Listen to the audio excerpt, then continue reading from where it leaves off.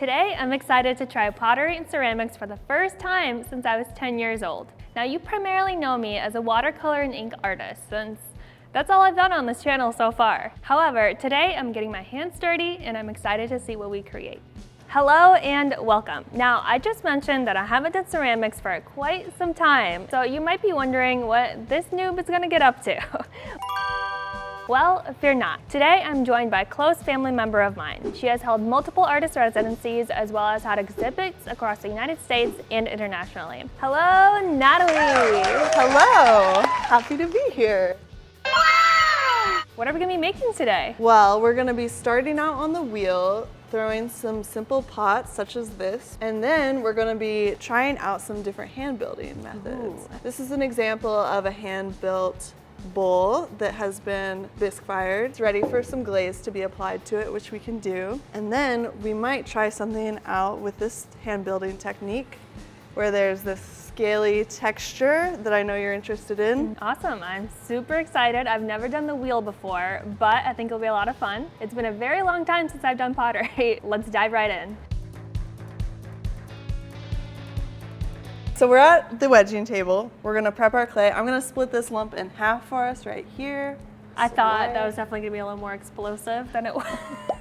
So before we start throwing with our clay, we're gonna wanna wedge it, which is a process of kneading that we use to get the air bubbles out. And there are several ways to wedge. I like to do it slightly diagonal force, so that way the clay is rolled into a ball and then a sort of spiral begins happening. This is the spiral shape your wedged clay should take on if you've been spiraling it. And then one way to check to see if you've done a good job wedging your clay is to cut it in half and see if there are any air bubbles in the cross section. There are none. And so, yeah, I would say this is good to go. You know, I think this is ready to go. Bruh. Looks pretty good. Okay, Nice I'll job. take it from the master. For wheel throwing, I think it makes sense if we weigh out each ball to be 1.5 pounds, so that way we throw multiple forms, they're consistent. That's about 1.5 pounds. Doesn't have to be exact. Isn't that the whole point of weighing this out? So it's exact. Well, so it's like close to exact. Yeah, that's 1.5 pounds. These remind me of cannonballs. I can see that. So we're gonna take these over and start throwing on the wheel. To start, we're going to be throwing our ball of clay down into the middle. The first thing we do is center our piece of clay. And to do that, you're going to want to make sure you keep your hands and the clay very wet. You can get water as many times as needed. And then something that can be helpful with this part is working the clay up into a cone sort of shape and then pressing down. And this is one of the most difficult parts and one of the most important parts, because if your clay isn't centered on the wheel, your pot is probably going to be super uneven and wonky. No, it's getting wobbly. I'm trying to fix it. Let's see, how can I help you? I would say if you can get your elbows to rest on your knees, it can help out with your leverage. Mine's getting a little bit wobbly. That's okay. This is like a pec workout. I have to like squeeze. Stop it. Get a hold of yourself, Clay.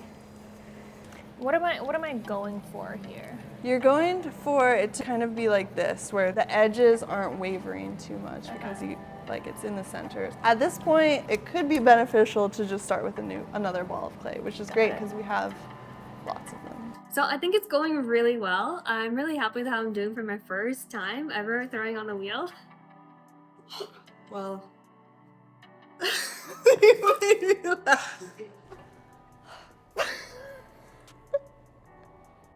it's really hard to teach ceramics.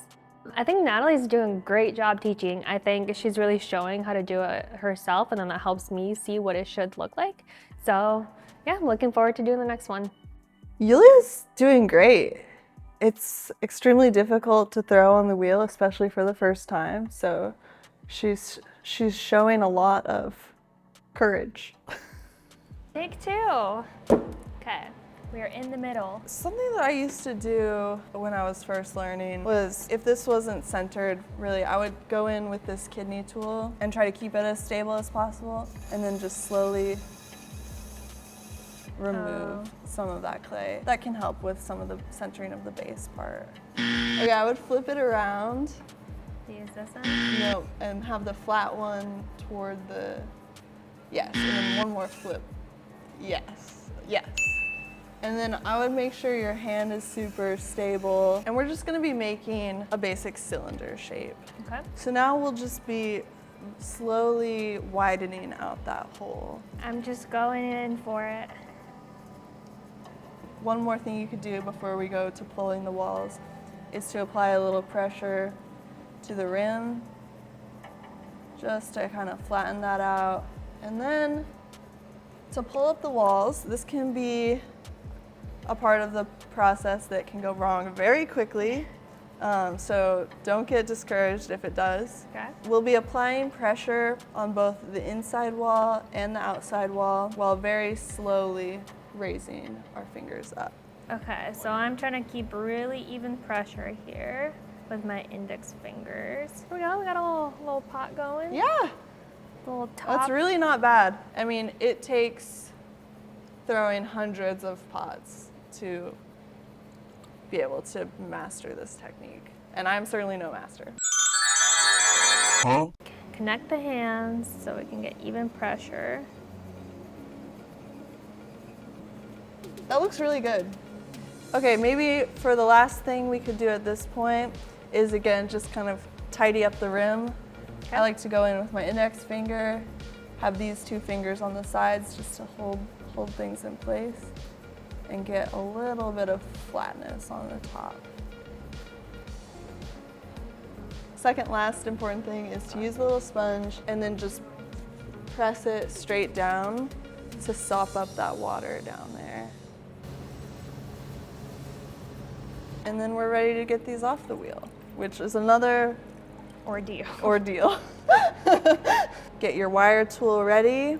So we'll press down and continue pressing down as we pull under. And I'll do that like twice. Usually it'll start sliding. Yeah. And then I like to slide it to the edge and catch it with my fingers underneath.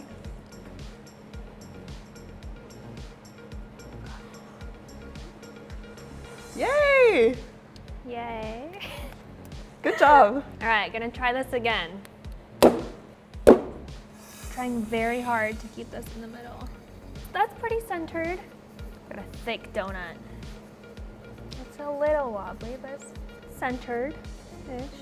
Does this look intentional that I tried to make it narrower at the It looks bottom? good, yeah, it does. Okay. It does look intentional. Oh God, oh God, oh God, oh God, oh God, oh God. Yeah, oh that's God. okay, it happens. It might. It's time for this bad boy to leave.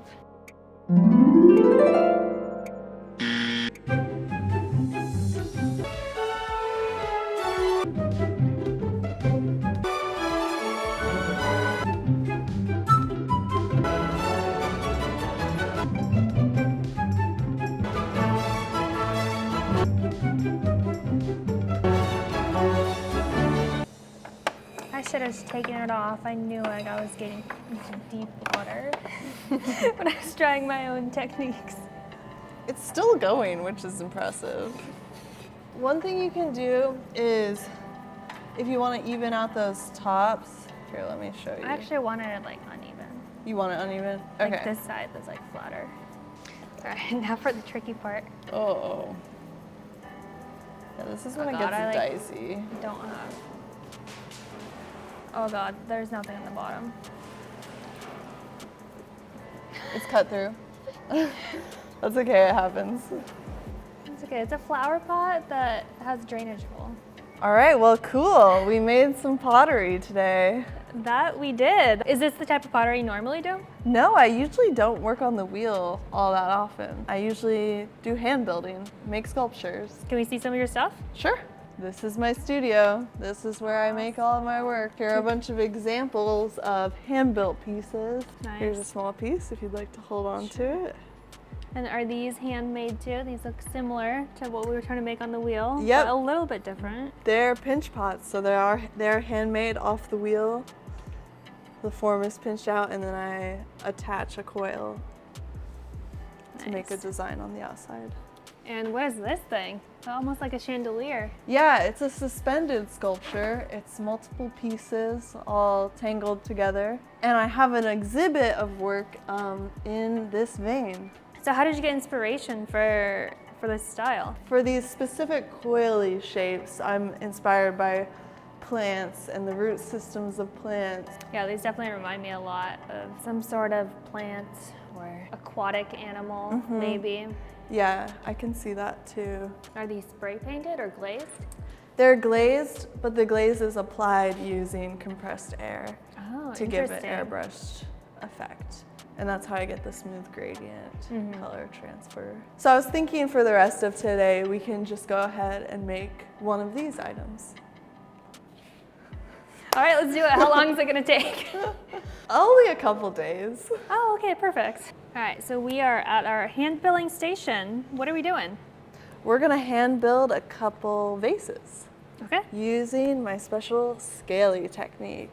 awesome. I think the best way to start these is to have a little pinch pot, something like this, just to start off with a base so we have something to attach our scales to. Okay. All right, so I'm gonna fortify my little pinch pot using this coil method.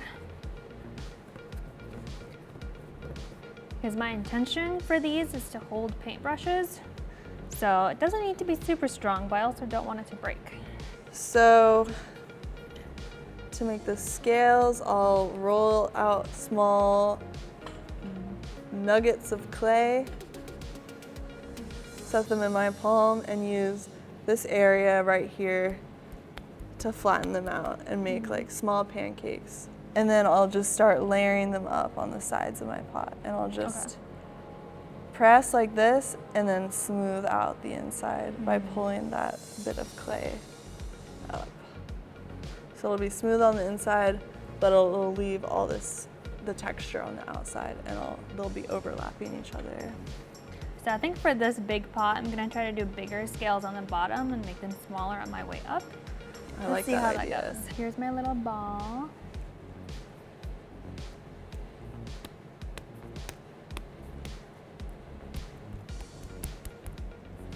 This is a pretty big scale, which is fine. So we're gonna put this outside and smooth it together.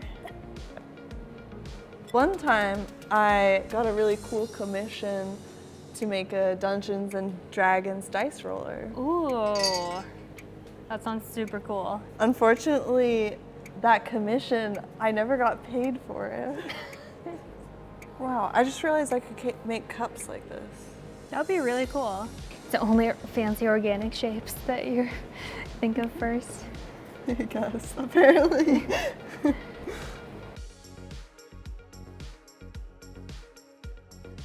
So we're gonna start the glazing process on these since they have already been bisque fired. We can't do the ones we just made quite yet since they need to dry. So yeah, Natalie, any tips? You know, just make sure you get a couple layers of glaze on there. The paint dries really fast. Oh wow, yeah.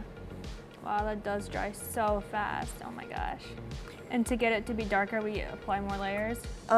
Yes. Okay. To get it to be like an even tone.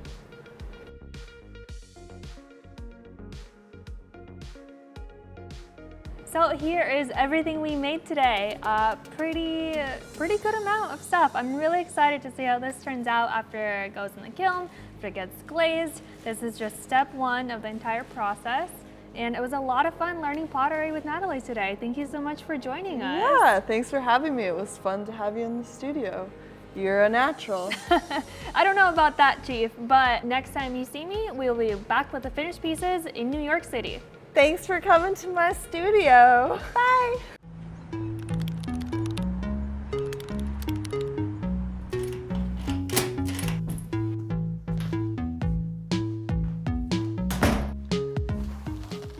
Hello, I am back in New York City and my pottery has just arrived. I am super excited to get this box cracked open, a little bit nervous too. Let's do it.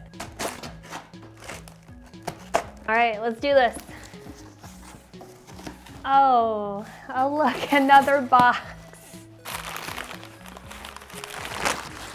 Hey, it's so small. Look how cute it is. It's like a mini little flower pot. Hey, there it is. There's my little vase. Oh, look how cute. I love the blues. Oh man, that's so pretty. Oh geez. We got our big boy right here. I think this is my dragon scale pot. And there it is. Very, very cute. Very, very cute. Love it. Boom. There's the dish for my vase. I love this blue color. That is so pretty. Hey, this is that one I glazed. I didn't think I was gonna get this one. Oh, this is super cute. As you can tell, my glazing process is unrefined at this point because I thought this would be way more pink and way more red, but that's okay. And for the last one, this is the one that Natalie made.